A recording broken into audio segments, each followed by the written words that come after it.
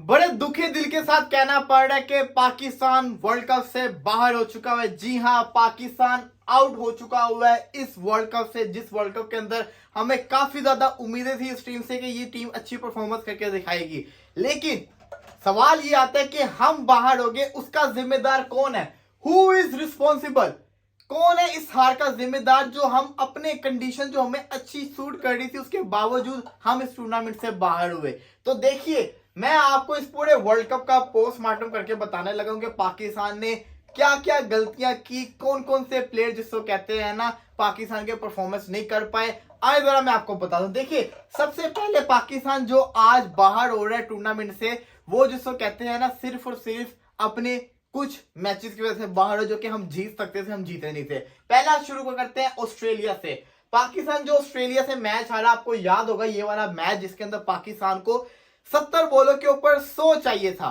पाकिस्तान को 70 बॉलों पे 100 चाहिए था। 6 विकेट्स पाकिस्तान के पास थी। साउथ शकीर और मोहम्मद रिजवान बहुत ज्यादा सेट होके खेल रहे थे। उसके बाद इफ्तिकार अहमद है, वो भी सेट थे। लेकिन उसके बावजूद हम जिससे कहते हैं ये वाला मैच हारे। सवाल ये आता है क्यों ये मैच हारे? ये मैच हमें हारना नहीं चाहिए था। इफ्तिकार अहमद और रिजवान को फिनिश करके आना चाहिए था, लेकिन वो वाला मैच हारे। वो 2 पॉइंट्स हमें दुख रहे हैं। फिर अगेंस्ट अफगानिस्तान, पाकिस्तान ने करियर की पुअर परफॉर्मेंस दिखाई अगेंस्ट अफगानिस्तान। हम ये वाला मैच अफगानिस्तान के हाथों हर चीज के अंदर हारे। ना हमने बैटिंग अच्छी की, ना हमने बॉलिंग अच्छी की, उन्होंने हमें डोमिनेट किया। ऐसा क्यों हुआ? क्या वजह थी? इसका हमारे पास जवाब नहीं है। क्यों पाकिस्तान ने इतना वन साइडेड मैच करवाया? फिर जो मैच था अगेंस्ट साउथ अफ्रीका, जो हम जीता हुआ मैच हारे। देखिए, इसमें कोई शक नहीं है अंपायर ने ज्यादती की पाकिस्तान के साथ। लेकिन सवाल ये आता है कि 11 रन चाहिए थे आखिरी विकेट्स के ऊपर। महाराज और शमसी खेल रहे थे। हमारे बॉलर्स ने, हमारे one of the best bowler जो 150 प्लस के बॉलर्स हैं, बेस्ट बॉलर्स हैं, उसके अलावा बड़े अच्छे स्पिनर्स हैं, उन्होंने आखिरी जो फास्ट बॉलर उनके बॉलर्स खेल रहे थे, स्पिनर्स खेल रहे थे, उनको क्यों आउट नहीं किया? 11 रन बहुत ज्यादा रन होते हैं एक बॉलर के लिए। कोई और टीम होती वो आउट कर देती। क्यों हमने आउट नहीं किया? क्यों हमने यॉर्कर नहीं मारे? क्यों हमने अच्छी बॉलिंग नहीं की? ये सवाल आता है हमारी बॉलिंग के ऊपर, जो हम मैच हारे। उसके बाद ये तो एक चीज थी, लेकिन हम लोग बड़ी बातें कर रहे हैं कि हमारी बैटिंग नहीं चल रही, हमारी बॉलिंग बड़ी गंदी हुई है। हमारे इस वर्ल्ड कप में पुअर परफॉर्मेंस की सबसे बड़ी वजह है, बुरे रन रेट की सबसे बड़ी वजह है हमारे ये 2 बॉलर्स, शाहीन और हारिस। बेशक शाहीन शाह अफरीदी ने ज्यादा विकेट्स लिए हैं, लेकिन इस शाहीन का कोई फायदा नहीं है जो बाद में जाके विकेट्स ले, नए बॉल से विकेट ना ले। इतिहास गवाए, जब जब पाकिस्तान के बॉलर्स ने चैंपियंस ट्रॉफी जो हम जीते थे, उसके अंदर हमारे जो बॉलर थे ना, वो नए बॉल से विकेट्स निकालते थे। आमिर हो गया, हसन अली हो गया, ये लोग नए बॉल से विकेट्स निकालते थे।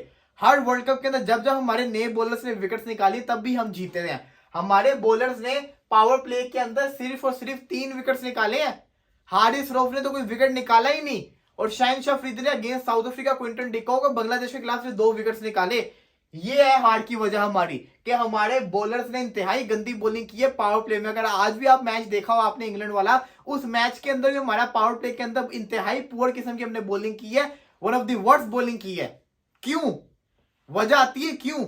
उसकी वजह है ये 2 नाम, शाहीन और हारिस। इन्होंने इंतहाई जिसको कहते हैं ना पुअर किस्म की बॉलिंग की है पावर प्ले के अंदर। शाहीन की पेस जो है 145 प्लस जा ही नहीं रही है, जो शाहीन फेमस था, और स्विंग उसको मिल नहीं रहा। और हारिस रऊफ को तो मैं कुछ बोल ही नहीं सकता कि हारिस रऊफ ने क्या बॉलिंग की है, समझ से बाहर है। उसको किसी एक मैच में भी हमने ड्रॉप नहीं किया। और जो हसन अली अच्छी खासी बॉलिंग करता आ रहा था, उसको ड्रॉप कर दिया। जिसको ड्रॉप करना चाहिए था हारिस रऊफ को, उसको ड्रॉप नहीं किया। फिर हारने की सबसे बड़ी वजह फकर जमान के साथ ज्यादती। पूरा पाकिस्तान जानता है फकर जमान वो प्लेयर है, जिस दिन चलेगा उस दिन पाकिस्तान को मैच जितवाएगा, और ऐसा ही हुआ। उसने करके दिखाया। 2 मैचेस खेला, दोनों मैचेस में उसने पाकिस्तान को जितवाया। सवाल ये आता है, फकर जमान जब प्रॉपर फिट था, उसने आके ये कन्फेंस किया है कि मेरी इंजरी ऐसी इंजरी नहीं थी कि मैं खेल ना पाऊं, मेरी इंजरी ऐसी थी, मुझे कभी भी कहते मैं कभी भी खेल सकता था। वो फील्डिंग कर रहा था। सवाल ये आता है उसको क्यों नहीं खिलाया? जब हम जिसको कहते हैं लंका के अगेंस्ट जो मैच था, जो हम आउट हारने वाले थे, हमारा अब्दुल्ला शफीक और रिजवान ने जितवाया। उसके बाद फिर हमने इमामुल हक को चांस दिया। उस मैच में अगेंस्ट इंडिया में फकर जमान को चांस देना चाहिए था। रही सही कसर वो भी निकाल दे कि इंडिया के खिलाफ नहीं दिया, तो अगेंस्ट ऑस्ट्रेलिया में इसको चांस देना था, हमने नहीं दिया। इवन कि हमने अफगानिस्तान साउथ अफ्रीका वाला मैच भी नहीं खिलाया। यकीन करे कि अगर ये नाम इन दो मैचेस में से कोई एक भी मैच खेला होता ना तो आज पाकिस्तान सेमीफाइनल के अंदर होता। ये फौजी है, ये जानता है फाइट करना, ये सिंगल हैंडल मैच जितवाना जानता है। इसके अगर ये 40-50 करता है तो इसको मैच विनिंग में तब्दील करता है, ये अपने लिए नहीं करता। फिर आ जाए जरा हमारे शहजादे शादाब और नवाज। पाकिस्तान की इस पूरे टूर्नामेंट के अंदर one of the worst spin रही है, स्पिन बॉलिंग डिपार्टमेंट रहा है, उसके जिम्मेदार ये दो नाम है। शादाब खान को तो भूल ही गई है बॉलिंग करना। और रही बात नवाज की, नवाज से भी बिल्कुल बॉलिंग नहीं होती, ना बॉलिंग होती है ना बैटिंग होती है नवाज से। चले शादाब तो फिर बैटिंग कर लेता है, लेकिन नवाज से तो वो भी नहीं होती। याद होगा आपको अगेंस्ट ऑस्ट्रेलिया वाला मैच, नवाज के ऊपर मैच आया हुआ था, शाहीन दूसरे एंड पे था, नवाज क्यों आउट हुआ? सवाल आता है ना।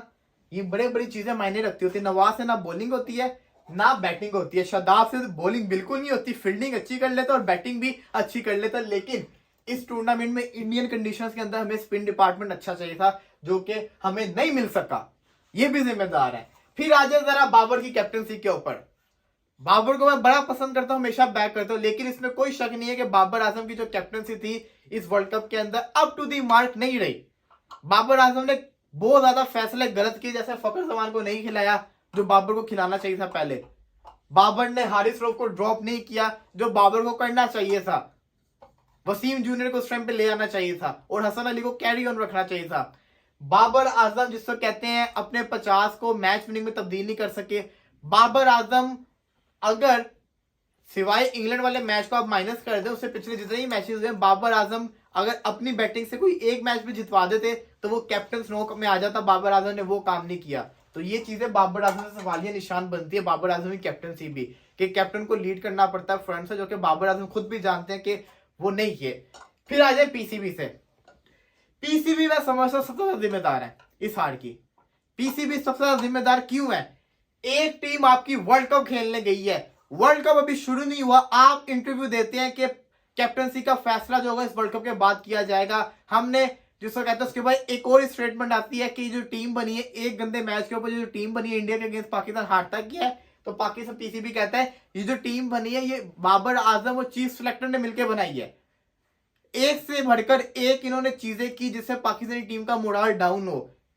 पीसीबी को सीखना चाहिए बांग्लादेश क्रिकेट बोर्ड से कि किस तरह अपने प्लेयर्स को बैक किया जाता है। उनकी पुअर परफॉर्मेंस रही, 6 के 6 वो लगातार मैचेस हारे। उनके बोर्ड के चेयरमैन ने आके हर बंदे को आके कहा फैंस बेशक जिसको कहते हैं आपसे नाराज है, लेकिन बोर्ड आपके साथ खड़ा हुआ है, तो व्हाई नॉट पीसीबी? पीसीबी ने क्यों सपोर्ट नहीं किया हमारे प्लेयर्स को? पीसीबी ने सपोर्ट नहीं किया, बल्कि अगर आपको याद हो वो जो रिपोर्ट आई थी उसके अंदर लिखा हुआ था, किसी प्लेयर ने इंटरव्यू देते हुए कहा था कि पीसीबी तो हमें सपोर्ट नहीं कर रहा लेकिन हमारे लिए और मुश्किलात क्रिएट कर रहा है। सैलरी पीसीबी ने इनको देता, तो जिम्मेदार पीसीबी भी है। और पीसीबी क्यों जिम्मेदार है? उस पर जिम्मेदार है क्योंकि जब एक चीज परफॉर्मेंस नहीं ना दे रही होती, एक चीज एक कुछ टीम मेंबर्स परफॉर्मेंस नहीं दे रहे होते तो जिम्मेदारी आती है उस इदारे के ऊपर, तो पीसीबी जिम्मेदार बनता है इस चीज का मेरी नजर के अंदर। मैं ये समझता हूं कि पाकिस्तान चले ये वाले मैचेस हार भी किया, लेकिन अगर पाकिस्तान का ये या ये इन तीनों चीजों में से कोई एक भी चीज पाकिस्तान सही कर लेता तो पाकिस्तान आज सेमीफाइनल के अंदर होता, शायद पाकिस्तान फाइनल में भी चला जाता। इंतहाई दुख के साथ कहना पड़ रहा है पाकिस्तान इस टूर्नामेंट से बाहर हो चुका हुआ है।